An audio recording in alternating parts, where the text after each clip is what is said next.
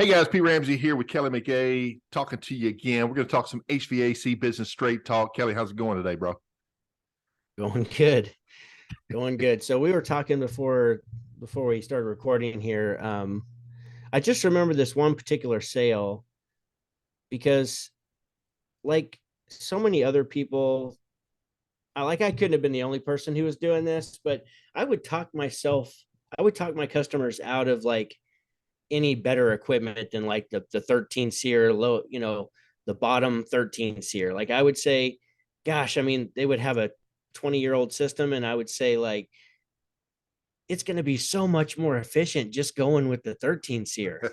Like you're not going to go wrong, right? Like that was the message I was conveying. Like no matter what you do, just going with the minimum efficiency is going to be great.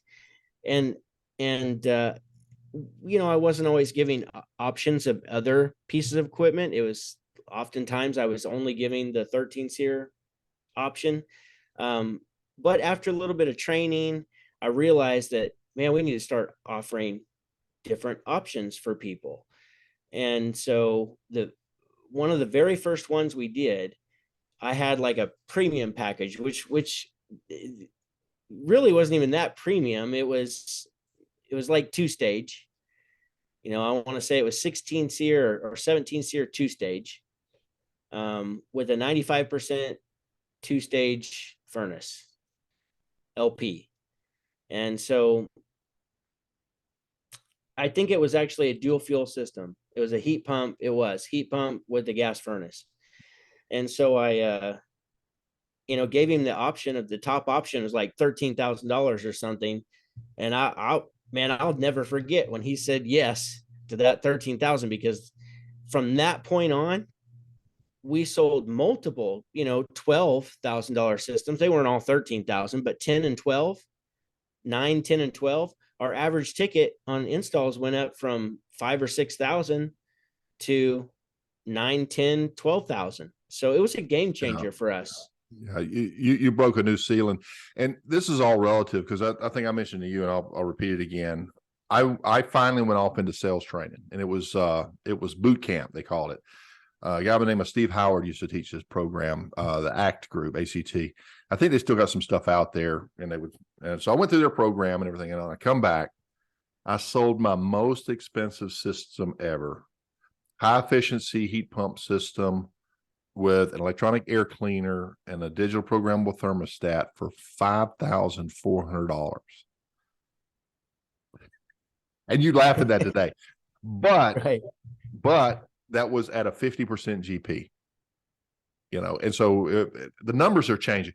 So you were talking about, and we won't say any names, but you were talking about a guy that's just stuck. People won't pay that. You don't understand. That's a lot of money. The problem is up here, guys, and it starts with you. Kelley went through this. I went through this, and that ceiling, you got to keep breaking it because it costs what it costs.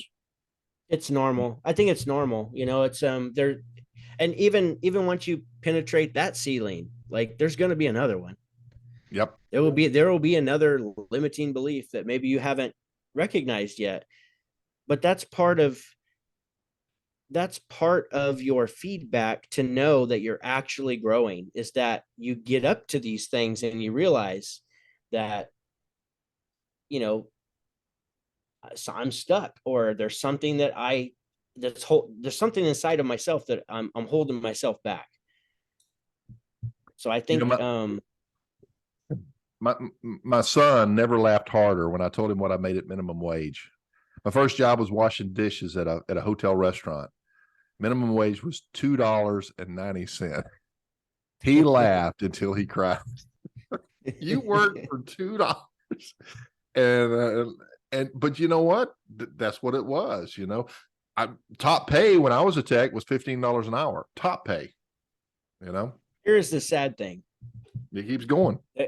There are business owners right now that if you added up all their hours and you added up what they paid themselves, they're making $2.90 an hour today. You're probably right. That is sad, but that's a sad deal. Oh gosh, I'm sorry. I'm starting to tear up. Yeah, that I'm not trying to beat anybody up, but I was What there. I did it. I that's probably what worked for less no, than it's that. this called it's finding the humor in self-recognition. You're laughing at yourself because Yeah. guys, I'm gonna tell you why I'm a business coach. I know Kelly's the same way. I can help people avoid all the stupid stuff I did that I had to figure out the hard way, and then I figured, okay, oh duh, you got to do it this way. So it's and a lot of people teach this way. Kelly was talking about this a few episodes ago about a dad who helped his son by continuously putting these obstacles in front of him in his career path, and his son didn't know why. Well, you don't grow unless you exert yourself. You don't overcome unless you have an obstacle in front of you. You don't build a gym body unless you hit the weights. You don't go forward unless you have a sacrifice that you have to overcome that allows you to advance. It's just a universal truth, as a universal law. And so you got to embrace the struggle. You got at some point you got to say, oh, there's always going to be an obstacle around the next corner. Oh, this is just part of life. Oh, Yeah. there's If you not a don't have destination where it's all obstacles, easy. Yeah. if you don't have obstacles, then I guarantee you're not of some kind. Like you're not growing. You're not pushing yourself enough to grow. Because there's going to, and when I say obstacles, I think that, don't get that wrong. I don't mean like you're just stuck and you're not moving anywhere. I mean like there's new stuff that you have to learn in order to continue or to do what you want to do. So if you're not taking the time to learn those things, or you don't have a goal that forces you like to get to a point where it exceeds your knowledge, your current knowledge, and you have to actually seek out some information or a mentor or somebody to help you, Yeah. then you're not. Yeah. I Yeah. just, So yeah, and I want to go down that path. That's really good yeah. but I want to insert this little example. You're talking about either internal or external accountability that's going to continue to maybe go on. There was a saying, and I've seen this firsthand, that the first generation will build the business, right? And then the second generation, the son, will come in and maintain it. And then the third generation will come in and blow it, squander it, right? And this is because that first generation, he had to go out there and build this and overcome and take no after no after no and keep building. And he instilled part of that in his son, who didn't have it that hard. He just kind of handed it to him, so he's able to maintain that. And how much of that did he instill in his son, who really didn't have to work for any of this?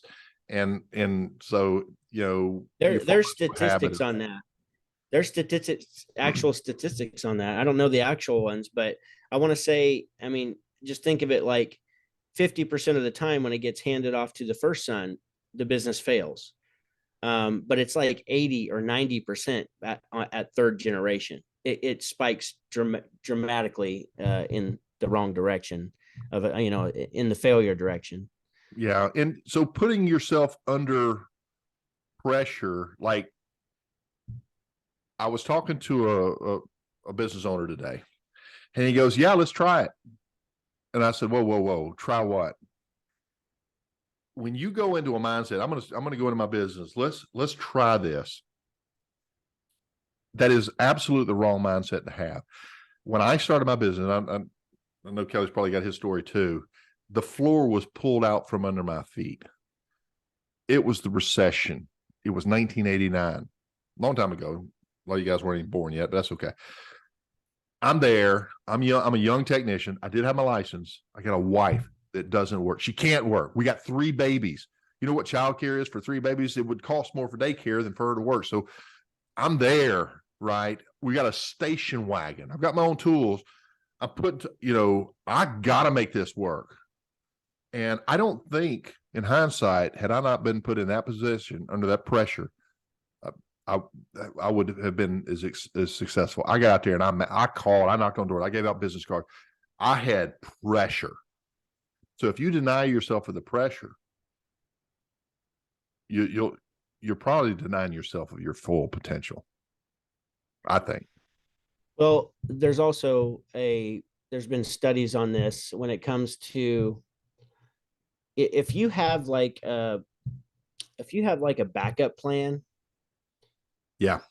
then you're not committing 100% to this. And Burn the ships. as long as you don't commit 100% to this, then there's going to be a piece of your mind that says, I'm just going to go do this because it might be easier than getting out of your comfort zone and doing these things that you don't want to do necessarily. But I think, I mean, I know without question, when you burn the bridge, that's the old saying, like burn the bridges. You got to Yeah. burn or not the The bridges, ships. burn the The ship. boats. Yeah. Burn Burn the the boats. ships. Yeah, burn the Yeah. ships. Don't burn bridges. Burn bridges. Two different Burn the analogies. ships.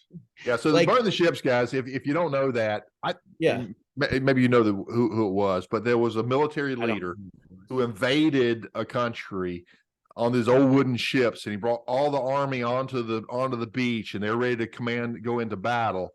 But he took away the second option of retreat, so he burned all the boats. So these soldiers either won or they died. So if you take away those second ships, you burn the ships, not the bridges. You take away that backup option, and you're committed. You're committed. Yeah, it's 100% commitment. That way, so you can't tackle things at like 98% commitment because that 2% will get you in trouble. Yeah. So having your back up against the wall where it's you got a family dependent on you, you're dependent on you. Man, there's not a time in life that you're not going to grow mentally, physically, emotionally. Like it's really, even though it feels like hell when you're going through it, it builds character. It builds your personality. It builds grit and the resilience and your consistency. Like without that, all the struggle and the pain and there's plenty of that. Even when you have a roadmap, I'm going to tell you right now, there's plenty of all that. Even when you have a roadmap, you just get there faster and you don't waste as much time. And there's nothing more valuable in this life than time. And so you can continue to struggle for years and years and being stuck in the mud, or you can go learn what you need to learn and implement what you need to implement and move faster. But I don't regret any of the struggle and the heartache and the injuries and everything that came with pushing myself beyond like what any person should ever push themselves beyond. I have no regrets. Comfort is your enemy. Through it, it made me strong. It does. Comfort's your enemy. Difficulty, adversity, that's your ally. It doesn't feel like it, but life. I love this expression because I remember it, the epiphany of understanding this. Life will continue to teach you the same lessons over and over and over until you learn them. And when you learn them, you change, you adjust, right? You grow, right? You approach it different. In your business, you keep having the same problems because you haven't adjusted something. You keep drawing the same customers because you haven't changed the way you're perceived. You're not attracting, law of attraction, whatever. You're not attracting the right type of customer. And there's psychology in this, and a lot of that is, most of it is non-verbal. It's what you will not tolerate. Right? It's like verbal is like 7% of communication. It's hardly anything. It's not what you say, it's how you say it, the pace, the tempo, the tone. It's your body language. It's all of those things for sure. Yeah, and it's not always natural. Kelley was giving a great example before we hit the record button of the difference between an introvert and an extrovert, and the qualities that come with it. Introverts are really very smart people. They can figure stuff out because they're in here. Extroverts are all out here. They have no calibration with people, and they just walk over the top of people. But the successful people are ambiverts, those who have that balance and have a little bit of both. But when you fall one way or the other, and it's interesting, your extroverts, these are the ones that are out there crushing it. they'll destroy themselves ultimately, usually, if they're just too far that way. But it's those ambiverts that have that balance. And so how were how were you born? What hand were you dealt? That's the hand you have to play. And how do you tweak and adjust that? Because I don't know if you've seen the same thing, Kelley, but I've seen really, really successful businesses that had all types of these personalities, but they had to adjust the way they interacted with people and, as a business leader. Yeah. First thing I'll say is extroverts tend to be favorable for managers. Like managers tend to like them more. They might get a better review than maybe the introverted person that's on the team. They may be, they may get a little special treatment. That's highly that happens just because of their outgoing personality. But when it comes to extroverts, like everybody assumes that they're the best salespeople, and they're not. They're actually, it's what Pete said, ambiverts. But for me, I was a shy kid, and I was labeled as shy. Like my parents would say, "Oh, he's shy, he's bashful," and so I took on that identity of being shy, because I think I want to say I was naturally shy, but when you begin to be labeled by your parents and stuff, you tend to take on more of that identity. Like, oh, I'm shy. I started labeling myself. So I've been shy my whole life, and I'm an introvert. I was raised an only child, so I, I didn't have. I had a really close cousin that he's still to this day like my brother. I got a couple other close cousins. I have a couple of stepsisters, but I didn't get them, they didn't become my stepsister till I was like 13 years old. So um, I was okay with like, playing by myself. Like I didn't have siblings. Yeah. Um, Yeah. so That's I part was of that. always introverted, and I'm still, my dad was very introverted, and I still feel very introverted myself. I can be whatever I need to be. I can be outgoing. I can speak to a group. I can, I can be whatever I need to be at the time. But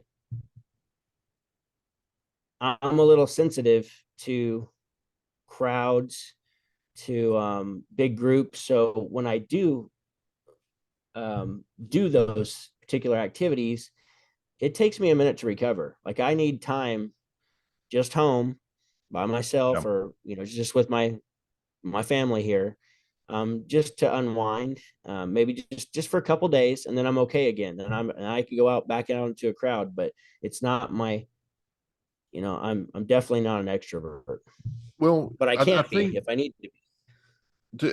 to something you said earlier, we got to be careful of titles. If you box yourself in and you label yourself, you've in essence you're holding yourself back into this label. These labels are a snapshot in time. Okay. I was an introvert, but I had extroverted moments. And I got to tell you, Kelley, I remember some of my childhood friends making fun of me when I stood up to give that book report in front of the whole class, how terrified I was, and all the body language. And I was just, monotone. I read this book today, whatever that book Yeah. was. It's just terrified. Years later, sales trainer for Lennox Industries, where my supervisor said, Pete's my best trainer. And to go from, which was a great compliment. I don't think that was true, but I was so into it. And when you love to do something, you tend to do better at it, and as opposed to if you're afraid of it, right?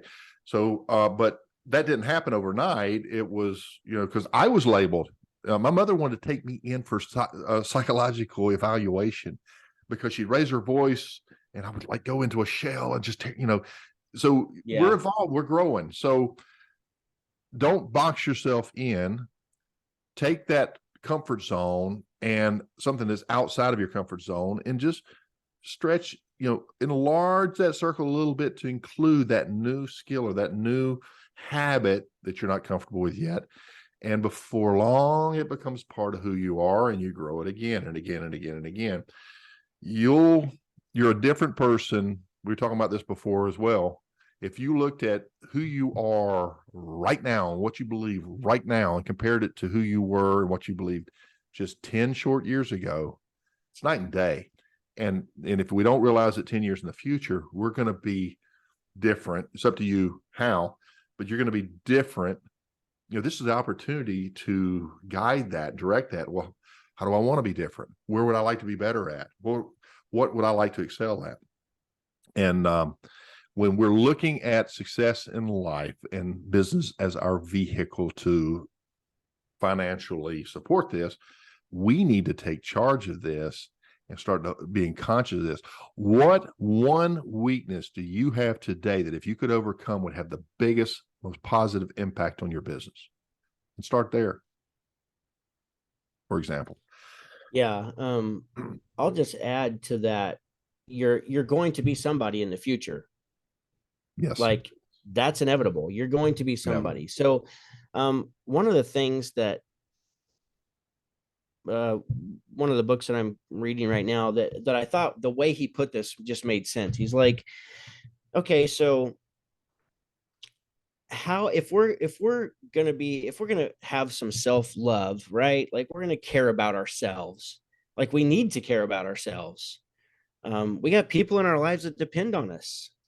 And so if you care about yourself, then and you care about the people around you, well, then you look at these people and you say, man,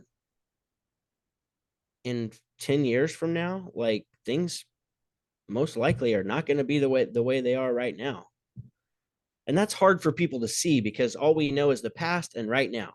And so it's still hard for people. Years ago, we're living, like, I don't know, double the amount of years. Like, the average lifespan used to be like 39 years. Now the average life is 80 or 90 years. So it's like, it's hard. It's still hard, even though, just because we haven't been here for that long, for people to see that far into the future. But just know that it's going to happen. And so if you just think about, how would you treat today if you knew that in 10 years, how would you treat yourself? How would you treat the people around you if you knew in 10 years that things are going to be different? Like, some people are going to be gone forever. You may be gone forever. And so if you know that, and you just, you understand that, then what would you change right now? How would you act? That's an NLP trick. That's an NLP trick. Go ahead. Real quick, I just heard a thing. They say, like, dog years are 7. Yeah, I just saw like a short on this today, and it was like, who's that scientist guy? Neil Tyson deGrasse or something like that. Yeah. What I'm talking about? He was saying that, not a fan, but go ahead. Average life, let's say, is 90 years. Right. Average life for a dog is like 14 years. And so if you take that, that's where that 1 to 7 came up. It's like 1 year in dog years equal to 7. One year in human years is equal to 7 years in dog years, right? And so he was saying that when you break that down, it's like every day for a dog is like a week for a human. How would you act every day?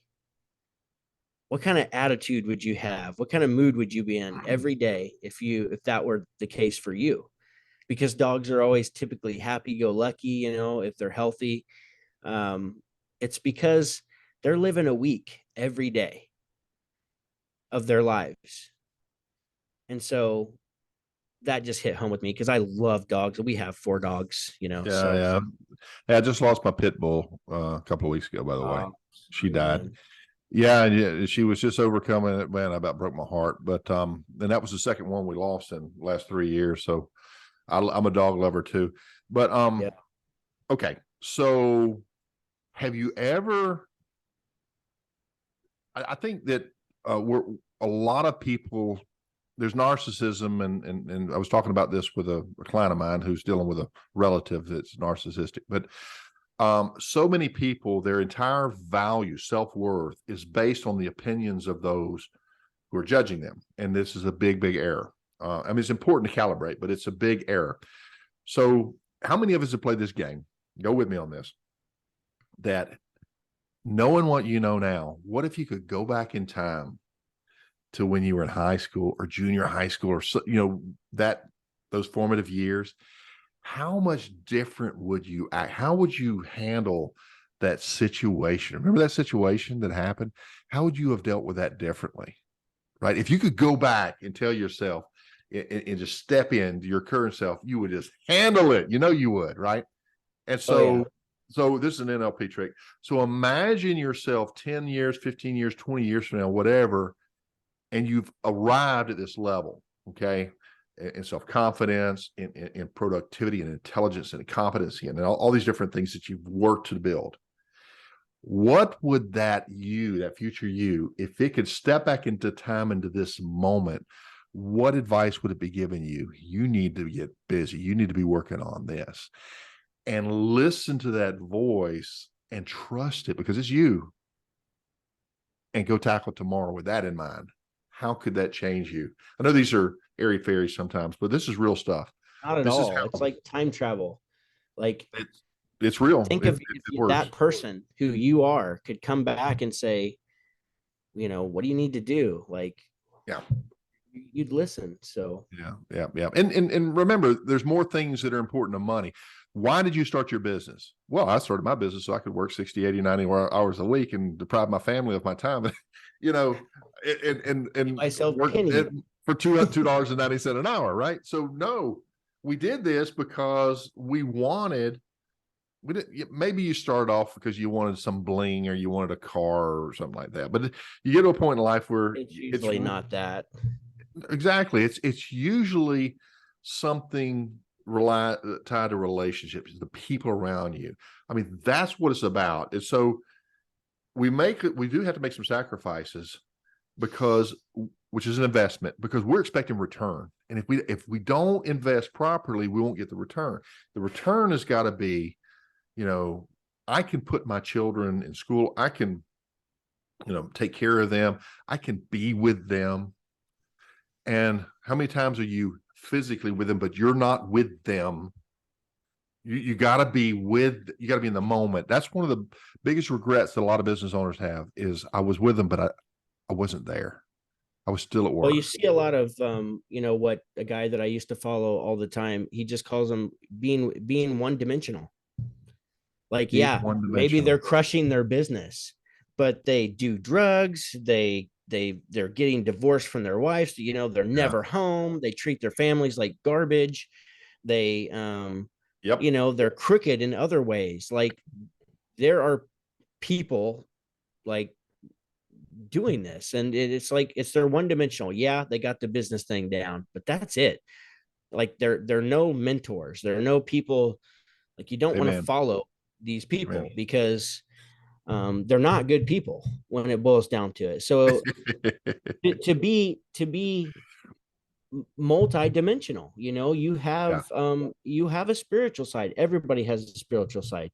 You have your physical side, like you're staying in shape, trying to be healthy, trying to eat the right foods. Like, then you have your relationships, and then you have business and finances. Like, you have all these areas of life, and you have contribution. It's so, I guess what I'm trying to say is just, man, you can only learn so much from somebody who is one dimensional. Yeah, be careful who you look up to. How many, and there, what you were saying earlier about going back and saying, like, you believed different things, you had different perspectives, you had different ideals. Well, think of that. Like, who, even like a famous celebrity, we have some kind of subconscious thought about who that person is or how they are based on how we've seen them out in the public. And then you learn something new about them, about how awful they are. This new piece of information. it's kind of like, if that makes sense, you know what I'm trying to say? It's like, Yes, that's a good example of how you may not believe the same things you believe in the future. You won't, I guarantee it, because you'll have new insights, new awareness, um, new circumstances, situations that have popped up. So, yeah. like that, for instance. And you've overcome new stresses and problems, and you came out the other side and you were okay, and the boogeyman was not as big and bad as you thought he was. And the next thing you know, you come back around, you got a little extra confidence with you because you've been through this stuff. So there's some desensitization that takes place. There's understanding that you can't judge a book by its cover. We've heard that expression. So when you're looking at all these people out there, I remember a story about a guy, and he was a wealthy man, and he had a beat up pickup truck, and he'd wear his old coveralls.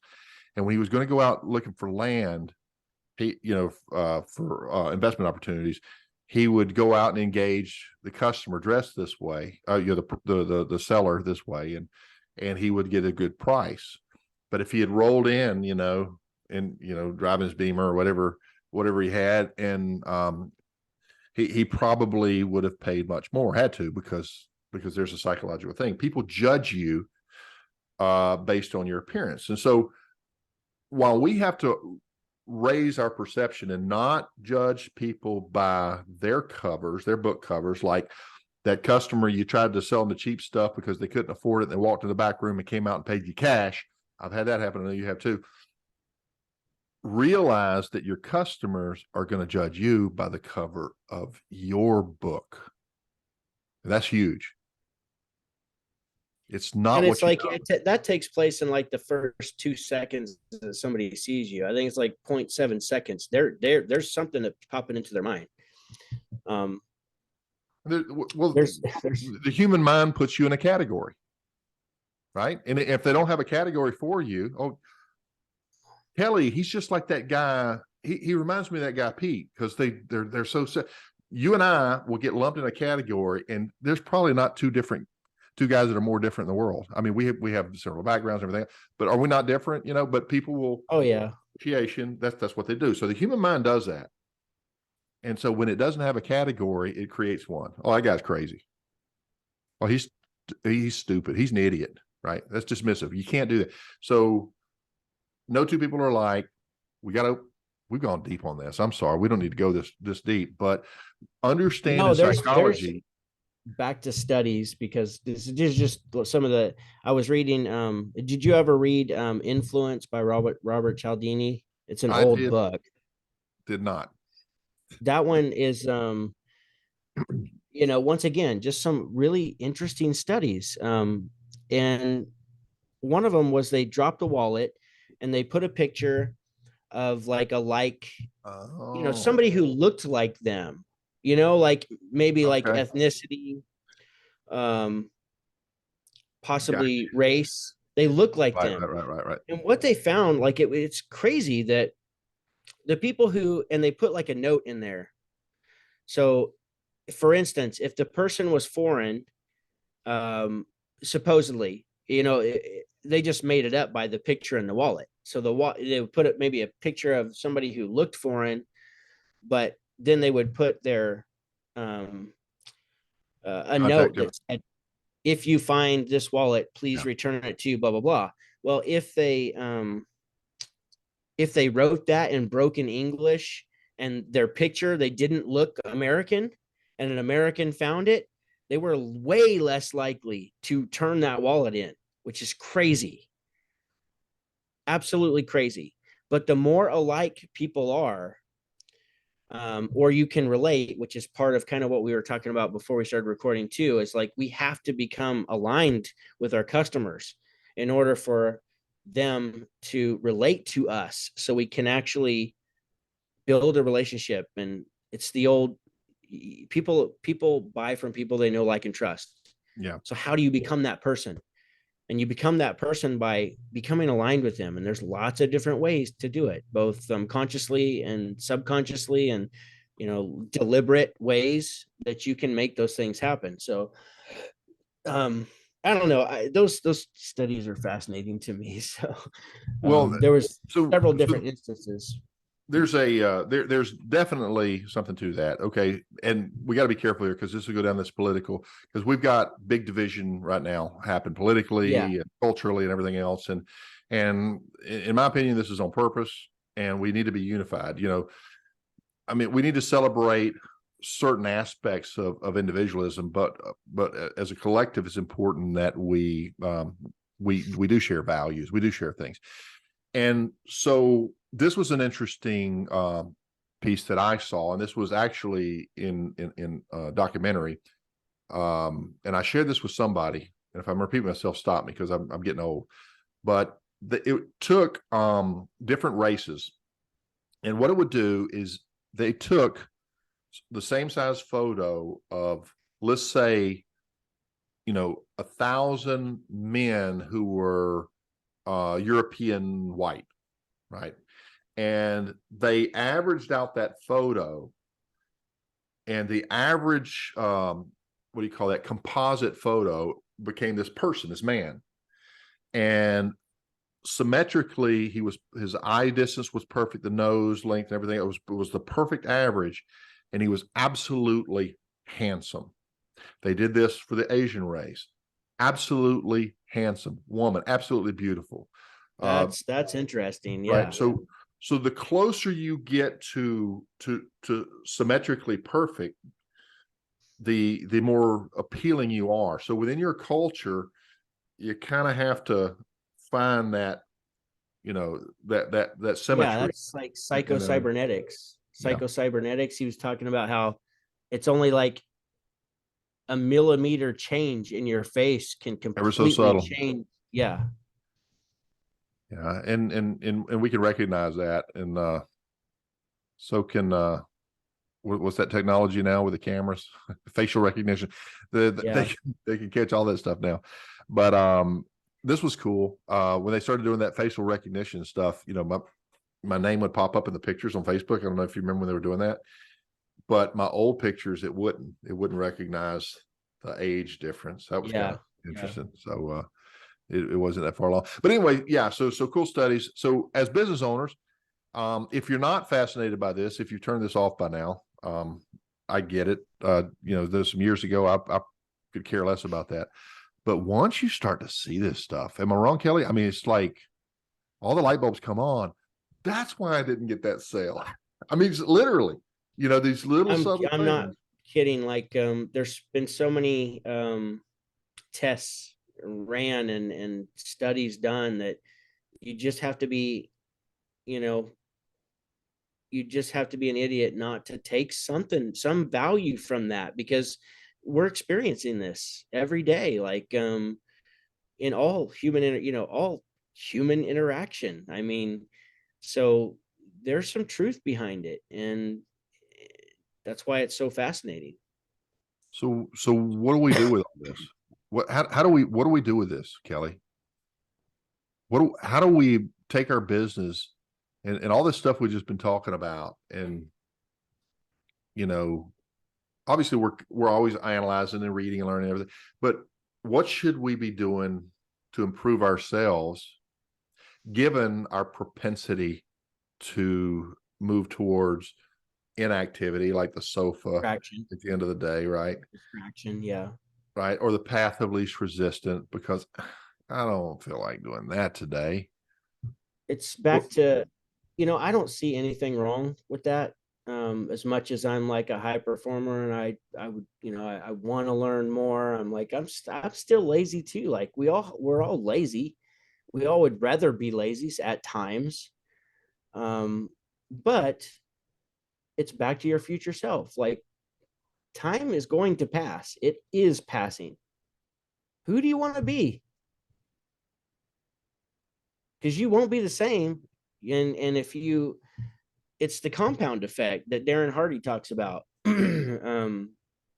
It's, you take one person who gets a bonus every week, and they take that extra money and they invest it into an asset, or the other person takes his family out to eat instead of staying at home to eat. That's what he does with his bonus. And he buys a new PlayStation game or whatever, new rims for his truck that he doesn't need, whatever.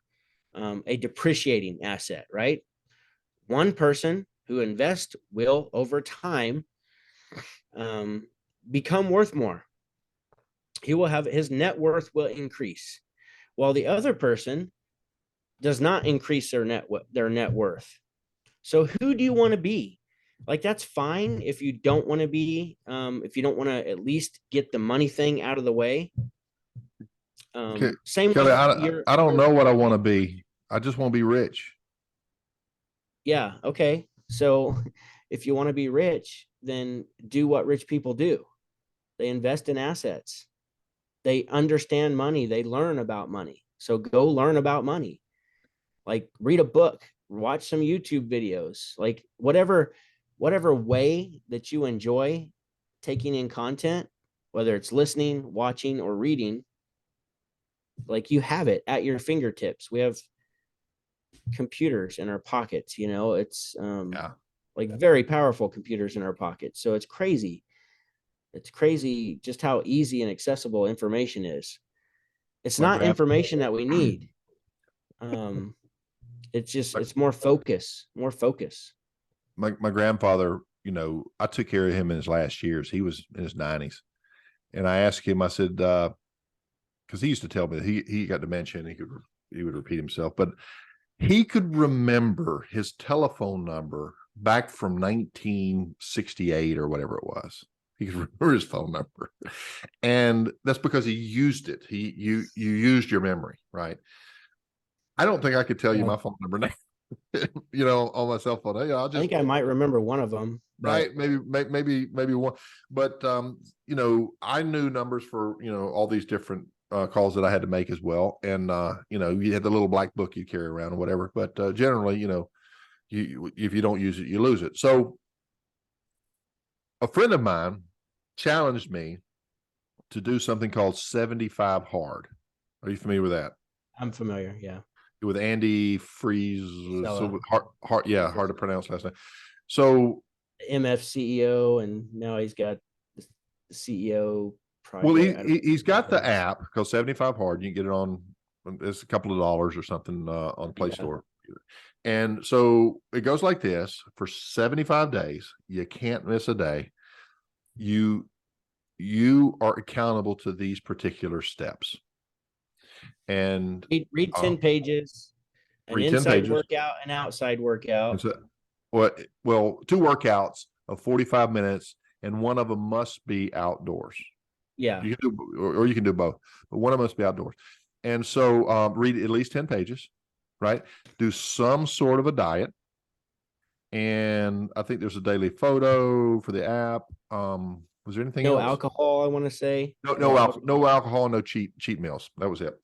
And so you do this, but the benefit, and oh, by the way, I did not complete it. I got all the way to day like 48 or 49, and I got really sick, and I was up, at dawn, with fever out there trying to, push through the, and I'm not even going to attempt it. I'm not doing 75 hard. Sorry. I work out 3 days a week, maybe most times 4 days a week.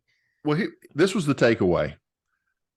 When I held myself accountable that every day I had to read those 10 pages, I ended up reading so much more than I naturally would have read. When I made myself do these workouts, all of a sudden the weight was coming off, my energy went up. When I held whatever it was I held myself accountable to, I got the growth out of. My suggestion is that out of all of this stuff we've been talking about, the biggest thing that you can do for yourself is find the key things that you want to work on, whatever they are, right? And then go find the accountability. And if you ain't got it on the inside, you get it on the outside. You get somebody, business coach, hint, hint, wink, wink. Get a business coach, you get a peer group, you get some way, you announce to the world, I'm doing this, and by X date, I'm going to have some type of accountability that when you least feel like it, you do it anyway. And it doesn't have to be overwhelmingly be hard, but just remember, proportionally speaking, generally the obstacles that you overcome correlate to the success, the level of success that you're going to enjoy, right? And so And challenge yourself a little bit. the equivalent of the 5 people you spend time with. So it's best to spend time with like-minded people who want to grow their businesses too. I Absolutely. see it in my group. We've got like a private Facebook group, and I just see like how their posts change. Like all of a sudden they're posting these, like, I don't know how to, No, yeah, inspiring, no, motivational right, posts, right. We've got a couple of and mastermind groups too, and their vocabularies all start to come together, right? yep, They start to challenge each other. Peers are important. Peers are important. Great yep, point. yep. I'm sorry. I'm like getting excited about what you're talking about. I didn't mean to interrupt you, but No, I'm trying to think of what I was going to say. and I stole your thunder. So Yeah, so the accountability is really key. Look, if you want to, whatever it is, that's what I was gonna say. goals that you set, you got to have that accountability. And if you can't do it on your own yet, get some external accountability until you get there, right? And every So, day, I'm going to do it. I'm going to do it. I'm going yeah, to do it. 2 things. When you have a goal of any kind, um, just by writing that goal down and trying to take steps towards it, I mean, you're 39% likely to attain that goal if you do those 2 steps. But when you have accountability, it goes up to 79%. It almost doubles your chances of getting where you want to go. There's And also sometimes, let me interject a complimentary thought to that. Sometimes it's subconscious. What gets measured is what gets done. If you have a team and at every Monday you post the amount of service agreements that you have on the wall, service agreements year to date, and you come back next Monday and you put it up. Next Monday you put it up, where everybody meets and they're watching it. You don't even have to say anything. Do you know that your maintenance agreements will go up? They'll climb on their own because it starts to get into their heads, their heads, and they'll start to subconsciously start to push that. Measure the important things. If you're trying to lose weight, weigh yourself every day and write it down. If you're trying to raise your average ticket for service, average your tickets for service every week and post those. If it's just for you, or what, if you measure it, it gets addressed. If you don't, out of sight, out of mind. So I remember what I was going to, the second part of that is, yes, every time we say we're going to do something and we don't do it, oh, we are breaking an agreement that we made with ourselves. And when you do that, you lose self-respect. yes, You lose your self-esteem and self-confidence. Self-confidence. All of that goes in the gutter. And because our minds are saying, I want to do this thing, and yet we're not doing that thing, it takes up a lot of mental space, and it actually makes you can feel sluggish, tired, loss of energy. You Good maybe point. want to reach for the potato chips instead of reaching for a carrot, right? Like you naturally will maybe go against the behaviors that you're trying to create just because of this inner struggle. So it's better to not make agreements if you're not willing to keep them. So instead of just saying, yeah, I'm going to do that, like, okay, Pete brings up 75 hard. Hey, maybe this is the first time I've ever heard of it. Man, I'm going to do that. I'm going to do 75 hard. I can do it, right? And then I don't do it. Like, let's say I didn't get sick, and which happens to a lot of people, by the way, which is also a reason why I don't agree with 75 hard. That's my personal opinion. Like, I think there is such thing as overtraining, and you can damn well do it, doing 2 45-minute workouts a day. So anyhow,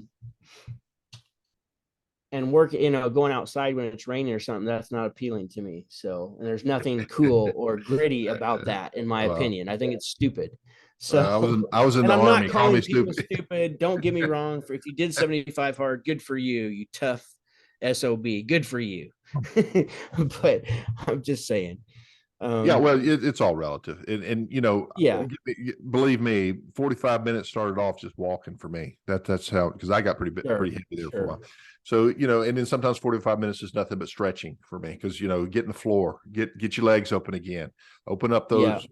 these different areas. But yeah, something that you triggered a thought that I was thinking about: when you promise yourself something and you keep letting yourself down. To Kelly's point, you quit believing in yourself. I can't do that,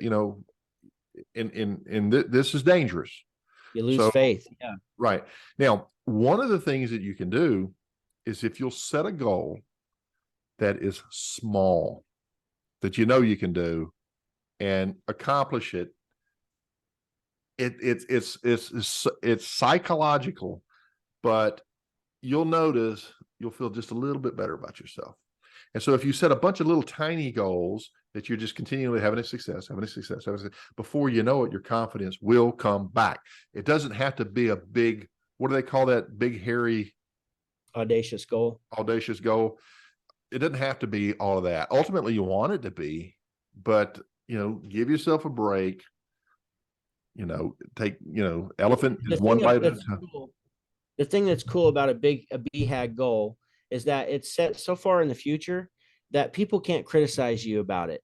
So it can be whatever you want to be, because it's 10, 15 years into the future. Nobody can say that, Pete, you can't do that. So Yeah. that's the idea behind having this big, hairy, audacious goal, is that it can be what you want, without feeling bad about it, without getting criticized or feeling guilty about wanting that, So that's the cool thing about those. I remember a story about two guys that were brand new, young guys working for the company. And the one kid says to the other kid, he says, one of these days, I'm going to have his job, talking about the boss. And his buddy says, never, you'll never make it. And the other part of that story was, the same kid, same young new employee, gets an opportunity to talk to the new boss, to the big boss. And he says, boss, one of these days I'm going to sit in your chair. And the boss won't laugh at that, because he knows he can do it. And so Sure. he can see, because he went through, he'll take that very seriously. And if you take and give it its proper justice, here's another peer who doesn't believe in him because he doesn't have the experience. He hasn't gone through that. He doesn't know what it takes. But yet somebody who's been through the struggle, they will take that seriously, because they were that person who thought that way once upon a time. And so, having those big, hairy goals. Yeah, there's also something called delusion too. Yeah, So right. if that same person I is met sitting that there guy. saying, I know I'm him. I'm I'm gonna sit in your chair, and damn well that he has no work ethic, he has Yeah. low values, like he's lazy, Yeah, absolutely. and there's a lot of people that live in delusion. I put it that way too. I mean, I could definitely tell you that a ton of people. Yeah, I know I we've all lived in delusion at some point in our lives, but I feel like you become a little more realistic the older you get. So, um, I saw an eye exercise. This is somewhat related. You can hold, if you look straight ahead, you hold I think it's over in front of your left eye, but you hold and you move it over, and at some point the spoon will disappear. So there's a blind spot in your eyeball, but your eyes fill it in, and you don't see it. It was an exercise, but it was talking about how we're all a little bit self-delusional, and we kind of, yeah, our mind fills in the blanks. yeah. We think we understand it, but this time We were next year talking you about realize, yeah, NLP earlier, and you were talking yeah, about eyes. right, See, this is something psychology tells us too, is when we get upset, irritated, frustrated, um, that it literally, it narrows our vision like physically narrows our vision. We cannot see the big picture. We get so focused on when we get upset and angry about something. So it's best not to make decisions. Just throw that out there. Don't make decisions when you're pissed off and you're mad and you're angry and irritated and frustrated. If you give it time, you will move back to your mental state, which allows you to think clearly with your conscious mind, and you can make a better, clearer, more favorable decision. But anyhow, the NLP thing, tell me if you were ever taught this, but you can stare at something on the wall. Yeah. Like a little bit, maybe above eye level, just one little point on the wall. And then you would just relax your eyes so where you can really see your peripheral vision. And they claim that when you do that, that's like an optimal learning state. It has something to do with just the way your eyes, it's all about focus and concentration. Right. But it's also allowing your eyes to relax so you can really see your peripheral vision, but you're still focused on one point. And they say that if you just stay in that zone, you'll be able to absorb a lot more content, a lot more knowledge. That's Maybe interesting. process it faster. I don't know if it's true or not, but that's just what I've learned. Yeah, we know that mental, emotional, physical is all intertwined. And so putting yourself in a physical state, because if your emotion puts your eyes in a physical state that's narrow, and you turn around and put the horse in front of the cart, and you take your eyes and open it up, the mind can follow. That makes perfect sense. I think it was Tony Robbins was talking about this, that they had these clinically depressed individuals, and they did a study, and they put them in front of a mirror, and they had to look in the mirror and smile and stay depressed, and it was physically impossible because there's a direct connection there. So what you said makes good sense. So those exercises are really good, to put yourself in the right state of mind before a meeting or a sales call, or talking to that. What you say matters, big time. Not only before you go into a call, what you say to yourself, but after the call too. Don't create these stories when you come out of the call that, oh, nobody has any money. It's this recession. Like, if you want to come out and keep telling yourselves that story, they don't want that. It'll become your reality. That's all I can say. There's still people out purchasing things. So attend, read books, attend groups that give examples of these. And most of these truths are universal, right? So they apply all through life. And as I've gotten older, that's what we were talking about earlier as well, is I start to see things, as a result of all these years and years and years. And, I can look at somebody else and they know exactly where they are because I've been there, right? And it's a crazy thing, how it all comes full circle. And pay attention. I thought you were going to stop there. I was getting worried. You're like, as I got older, I could see things. Okay. Keep talking, Pete. See dead people. Yes. So, but well, anyway, you start to see things that you never noticed before. And absolutely. But that happens all the time anyway. But guys, so we're coming up on the hour here. We went off the deep end this time, I know, but it was really good stuff. This is so important. I mean, you'll see. Maybe if you listen to this again, sometime down the road, some of this stuff will hit you a different way because you had an experience or two, But we talked a lot about becoming the person that you'd like to be. If you're not taking the steps, if you're not holding yourself, if there's that self accountability that we just touched on, then the main thing is, if you're not going to do it, that is your choice.